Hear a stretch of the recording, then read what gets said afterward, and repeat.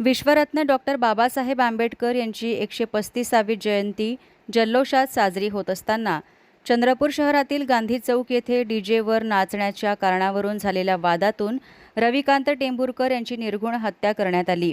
तसेच अनिकेत गलबले हा युवक गंभीर जखमी झालाय। या दुर्दैवी घटनेमुळे आंबेडकरी समाजात तीव्र संतापाची लाट उसळली असून संतप्त जनतेने प्रशासनाला निवेदन देत आरोपींवर कठोरात कठोर कारवाई करण्याची मागणी केली आहे। निवेदनात नमूद करण्यात आले आहे की ही घटना आंबेडकरी समाजाच्या भावना तीव्रपणे दुखावणारी असून भीमजयंतीसारख्या पवित्र व प्रेरणादायी कार्यक्रमाला गालबोट लावणारी आहे।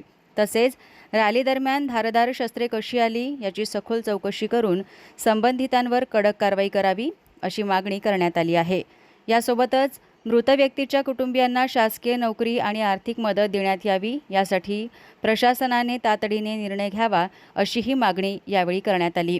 भविष्यात अशा प्रकारच्या घटना घडू नये व कायदा व सुव्यवस्था अबाधित राहावी यासाठी विशेष उपाययोजना कराव्यात। तसेच सार्वजनिक कार्यक्रमांमध्ये डीजेवर निर्बंध घालण्याचा विचार करावा अशी आग्रहाची विनंती करण्यात आली।